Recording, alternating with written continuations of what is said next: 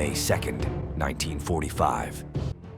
With the surrender of Berlin, and shortly after that, the German government led by Dönitz, the German capital was now fully occupied by the Red Army. The battle for the city had been colossal, and Berlin lay in complete ruins. Hitler's bunker, located beneath the garden of the Reich Chancellery, was captured by Soviet forces on May 2, 1945. The first thing they did upon reaching the bunker was to try and determine what had happened to Hitler. If he was indeed dead, as many feared, then the top priority would be to find his body. Secret Service agents and NKVD intelligence officers cordoned off the site, denying access to any foreign intelligence personnel as they searched for irrefutable evidence of Hitler's death to convince Stalin that his main adversary was truly gone. However, Stalin from Moscow remained convinced that the German leader had somehow escaped. Despite the agreements with the Western Allies to divide Berlin into 4 occupation zones, the Soviets deliberately delayed and obstructed British, American, and French efforts to access their assigned sectors, preventing their entry through the Soviet-controlled parts of Germany. Western Allied troops would not reach Berlin until July 4, 1945, 2 full months after the city had fallen to the Red Army. By that time, the Soviets had already combed through everything, removing or securing anything of value. In addition, by then, the first phase of the Cold War between East and West had already begun. One of the first locations Allied soldiers wanted to visit when finally allowed into Berlin was the ruined Reich Chancellery, Hitler's official seat of power, and the bunker where he had met his dramatic end with Soviet troops just half a kilometer away. However, the Soviets continued to restrict access, especially to the bunker itself, which had deteriorated significantly since its capture. When the Red Army first entered the bunker, the water pumps, ventilation, and lighting systems were still operational thanks to an engineer named Johannes Henschel, who had maintained the power generator. But shortly after, power was cut off, and Soviet troops tore through the rooms in a chaotic search for evidence. The rooms were ransacked and thoroughly searched, and the hurried retreat by the SS during the night of May 1st-2nd left the site in a disastrous state. Some of Mohnke's men even set fire to several upper rooms as a final act of sabotage.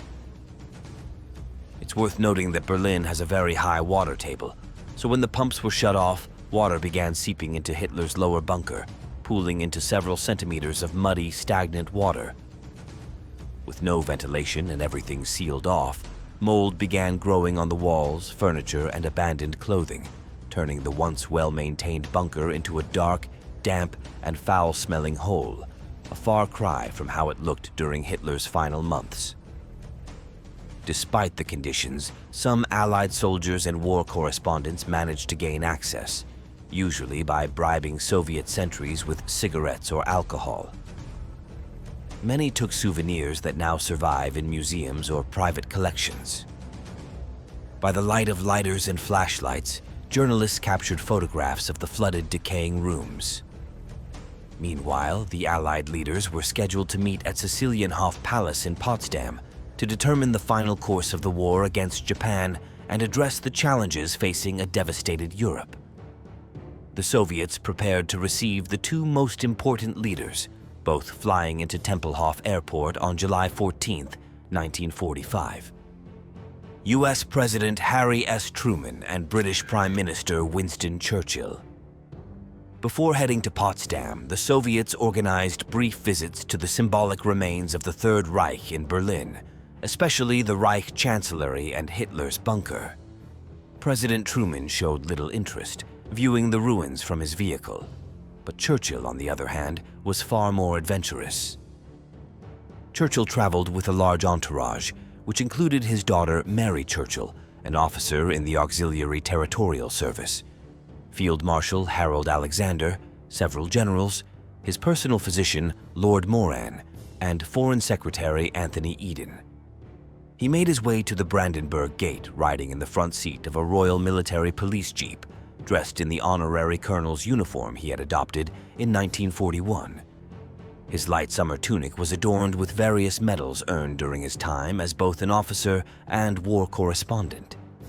Churchill was lightly protected during the visit. Although the streets were under the control of Red Army soldiers, German civilians had not been cleared out, and with no official announcement, a crowd quickly gathered to see the man who, for 6 years, had been portrayed by German authorities as their most feared enemy. Churchill later wrote that, as he stepped down from the jeep in front of the Reich Chancellery on Wilhelmstrasse, once the most prestigious street of Nazi power, he was met with cheers, except for one old man who shook his head in disapproval. "My hatred died with their surrender," Churchill noted. "I was moved by their signs of affection, as well as by their gaunt faces and threadbare clothing." The group entered the Chancellery and wandered for quite some time through its ruined halls and galleries. It was a moment of triumph for Churchill, yet he appeared to take no pleasure in it. Allied bombings and street fighting had reduced the grand building to rubble, and Soviet looting had finished the job. Its elegant rooms were now filled with debris, broken furniture, destroyed military equipment, and discarded decorations. Leaning on a gold-handled cane, Churchill smoked his trademark cigar as he inspected the wreckage. Inside Hitler's massive office, 2 of the ceiling lamps lay smashed on the ground. He gazed at the overturned desk and sifted through papers and Iron Cross insignia scattered across the floor. Soviet guides explained various curiosities during the visit, but Churchill mostly remained silent. The next stop was Hitler's bunker, accessed via a tunnel and several staircases inside the Chancellery building. The underground path was illuminated only by the flashlights carried by Red Army soldiers. The stairs were damp and slippery, the air was stifling, and everything was dark. It was a hot day, and Churchill, never a man in peak physical condition, began to tire. He managed to descend halfway, but upon learning that 2 long flights of stairs still remained, he decided he had seen enough and turned back. His daughter Mary and other members of the group continued down to Hitler's final refuge, while Churchill was guided to the emergency exit, the same route through which Hitler's lifeless body had been carried out 2 months earlier. Churchill stumbled through the armored door, and a Soviet guard quickly grabbed his arm to keep him from falling, leading him to a broken armchair placed outside so he could rest for a moment. The Soviets told him the chair had belonged to Hitler's private study. Churchill wiped the sweat from his brow with a handkerchief as he chatted with his team, waiting for his daughter and the others to return. Before long, they all emerged, and Churchill walked a few steps over to the crater where, according to Soviet accounts, the bodies of Hitler and Eva Braun had been buried. He stared at the spot, prodded some bullet-riddled gasoline cans with his cane, the same cans used to burn the corpses, and then turned away without saying a word. The rest of his time in Berlin was taken up by the Potsdam Conference alongside Stalin and President Truman. 10 days later, Churchill left office after losing the general election, replaced by Clement Attlee, who continued the negotiations.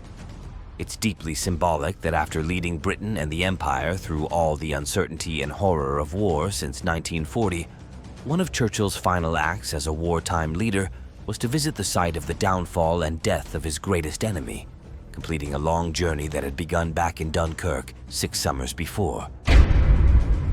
Yet he lacked the strength to go all the way down into the bunker, and days later, he was removed from office.